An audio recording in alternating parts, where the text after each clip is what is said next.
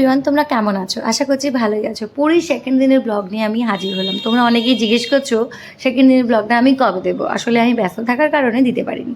আজকে চলে আসলাম আমার পুরীর লাস্ট দিনগুলি ঘোরার পুরো অভিজ্ঞতা। ব্লগটা একটু বড় হবে, আশা করছি তোমাদের ভালোই লাগবে। পুরোটা কিন্তু দেখো। তো আমরা সকাল সকাল রেডি হয়ে পুরো সবাই, তোমরা আগেই আমার রিলস দেখেছো, তো সবাই মিলে বেরিয়ে গেছি ঘুরতে পুরীর আশেপাশটার চারদিক, মানে যেগুলো যেগুলো দর্শনীয় স্থান আছে সেই জায়গাগুলি। তো সবার মধ্যেই দেখো, প্রথম যাচ্ছিলাম আমরা কোণারকের সূর্য মন্দির। তো সবার ফার্স্ট লোকেশন আমরা পৌঁছে গেছি। ভীষণ গরম, ভীষণ রোদ, তাও ট্যান ফ্যান পড়বার জন্য চলে গেলাম সবাই মিলে। দেখো, প্রথমে আমরা যেখানে গেছিলাম কোণারক সূর্য মন্দির, আগে যখন গেছিলাম এটা ছিল না, এটা ছিল একটা মিউজিয়াম মতো। প্লাস এখানে একটা ছিল সুন্দর একটা হল, যেখানে পুরো কোণারকের সমস্ত ইতিহাস দেখানো হচ্ছিল। তো দেখো, সবাই মিলে ফার্স্ট ওখানটা দেখে সব জায়গাটা ভালো করে ঘুরে নিয়ে দেখার পরে আমরা সবাই মিলে এই সুন্দর জায়গাগুলো দেখার পর ছবি টবি তুলে নেওয়ার পরে আমরা চলে গেছিলাম মুভিটা দেখতে। এই দেখো, পুচকি বেবিটা এখানে ঘুরে বেড়াচ্ছে, বলছিল রিলস বানাতে, কিন্তু আমি একটুখানি বানিয়ে নিচ্ছিলাম। বাই দ্য ওয়ে, এখানে হচ্ছিল থিয়েটারটার মধ্যে ছিল সুন্দর একটা হল, যেখানে তুমি বসে সুন্দর এসি ঘরে বসে এই টেম্পলটা পুরো হিস্ট্রি জানতে পারবে, যেটা বেশ ভালো লেগেছিলো। তারপরে এই যে আমরা ব্ল্যাকে টিকিট কেটেছিলাম, এটাই সুমন বলছে যে 40 টাকার টিকিট 50 টাকা কেটেছি, বিকজ আমরা লাইন নিইনি তাই জন্য। বাই দ্য ওয়ে, এটা হলো সূর্য মন্দির। তোমরা সবাই অনেকেই জানো, ভীষণ ফেমাস, এত সুন্দর কি বলবো, কিন্তু এত ভিড়, ভাবতেও পারিনি এই গরমে এত ভিড় হবে। এই দেখো সুন্দর করে, আমার তো জানো যেখানেই যাবো সুন্দর করে ছবি তুলবো, ব্লগ বানাবো বলেই আর কি ওকে ডাকছিলাম, আসেনি। ও দূর থেকে আমার ভিডিও বানিয়ে দিচ্ছিল, কি আর করা যাবে। দেখো, আমি সুন্দর করে মন্দিরে ভিডিও নিলাম, ওর সাথে ভাবলাম একটু ছবি তুলবো, অন্যদিকে তাকিয়ে তাকিয়ে দেখছে। যাই হোক, ওখান থেকে আমরা ঝটপট বেরিয়ে গেলাম, বিকজ এত রোদ, পায়ের তলা পুরো পড়ে যাচ্ছিলো, মনে হচ্ছিলো জুতো পরা থাকা সত্ত্বেও। এরপর গাড়িতে মজা, এটা একটা আলাদা জিনিস। ঝগড়া রিহার্সাল চলছিল, অ্যাক্টিং চলছিল, আমরা তো ভীষণ মজা নিচ্ছিলাম। যাই হোক, এরপরে নেক্সট লোকেশন আমরা যাচ্ছি। তোমরা তো শুনতেই পেয়েছো নেক্সট লোকেশন কি। ওখানে গিয়ে আমরা টিকিট কেটে নিলাম, দেন একটা গাড়ি করে নিয়েছিলাম পুরো এলাকাটা ঘুরবো বলে। বাট গাড়িটা না করাটাই বেটার আমার মনে হয়, কারণ গাড়ির থেকে হাঁটাই বেশি, শুধু রাস্তায় রাস্তায় ওরা গাড়ি করে নিয়ে গিয়ে নামিয়ে দেবে। যাই হোক, এই জায়গাটা তো তোমাদের প্রত্যেকেরই চেনা, এত সুন্দর একটা জায়গা। সবাই মিলে গাড়ি করে উঠে আমরা চলে আসলাম প্রথম আমাদের যেখানটা দেখার জায়গা। তো এসেই দেখলাম এই সাদা ময়ূর পুরো পেখম মেলে দাঁড়িয়ে আছে, যেটা দেখতে অদ্ভুত সুন্দর। মোবাইলে কিচ্ছু তার আসে, অবশ্যই নেটের মধ্যে দিয়ে আসবেও না। তো পোজ দিচ্ছিল ময়ূরটা রীতিমতো আমাদের সবাইকে। তারপরে এই মিঙ্কি মিঙ্কি বাঁদরটা কিউট আমাদের দিকে দাঁড়িয়েছিল। এই দেখো, গাড়ি করে আমরা সবাই মিলে যাচ্ছি। যেতে যেতে আমাদের করে এক একটা জায়গায় নামিয়ে দিচ্ছিল, সেখানে বেশ অনেকটা ঘুরতে হচ্ছিল সেই জায়গাগুলো ঘুরে দেখার জন্য। এখানে অনেক কিছু রয়েছে।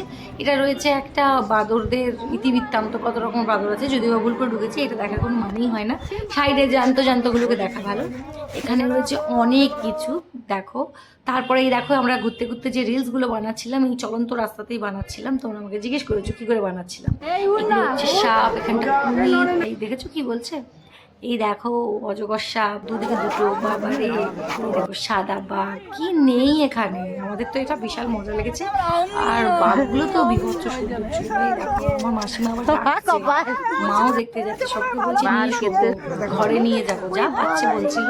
এই দেখো বাঘগুলো দেখেছো, যেন আমাদের খাবে। সব থেকে ইম্পর্টেন্ট জিনিস আগের দিকে দেখেছি, আমার বাবা আর মা দুজনে ধরে ধরে কি সুন্দর হাঁটে। আর সুমন আমার থেকে 10 কিলোমিটার আগে, এই জন্যই আমি মুখ গোমরা করে হাঁটছিলাম। এই দেখো, আমরা বোনরা আবার সমস্ত মজা নিচ্ছিলাম। এই বাঘ না অনেক দেখেছি, এই জায়গাটায় 5টা বাঘ আছে, সুন্দরভাবে দেখা যাচ্ছিল। ওরা আমাদের গন্ধে মনে হয় খাবে খাবে করছিল। যাই হোক, মজা করছিলাম। তোমরা কারা কারা পুরী গেছো অবশ্যই জানিও। চলো, এখানে আমাদের আরও অনেক কিছু দেখেছিলাম, সবটা ভিডিওই নেই, গরমে ক্লান্ত। এই যে গরমে ক্লান্ত হয়ে আমরা এটাও একটু খেয়ে নিচ্ছিলাম। এই যে আমার পুচিটাও খাচ্ছিল, আমারটা তো ভিডিও করে দেওয়ার কেউ নেই। নেক্সট ডেস্টিনেশনে আমরা, তারপরে আমরা যেই লোকেশনটাতে গেছিলাম সেটা ছিল উদয়গিরি আর খণ্ডগিরি। সেখানের এই দেখো সবাই মিলে আর যায়নি, আমরাও খানিকটা গেছিলাম, দিদিভাই, মা, মাসিমা সবাই ওয়েট করছিল, বাবা, ওটা সবাই। এর আগে আমরা এখানটাতে এসেছি, ওটা আর ভিডিওতে নেই। যাই হোক, তারপরে উঠে গিয়ে এই যে গাড়িতে আমাদের নৃত্য শুরু।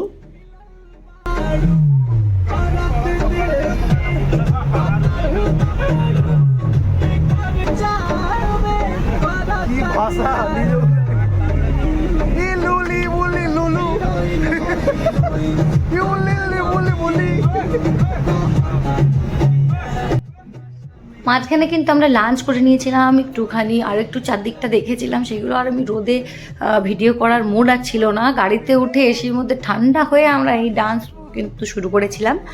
তো গাড়ির মধ্যেই এগুলো হচ্ছিল, কোনো রকম কিছু প্রি প্ল্যান কিন্তু ছিল না। তো আমরা গ্রুপে গেলে এইরকমই মজা করি, তোমরা দেখেছো আমাদের ফ্যামিলি মেম্বার পুরো পাগল এইরকম। মাসিমা আর তার কুচি বেবি দুজনে মিলে তো দারুণ মজা নিয়েছে। তারপরে নাগিন ডান্স, বুঝতেই পারছো দাদা বৌদি ফুল মস্তিতে সবাই ছিল। তো তোমরা ফ্যামিলি মিলে গেলে কিরকম মজা করো অবশ্যই কিন্তু কমেন্টে জানিও।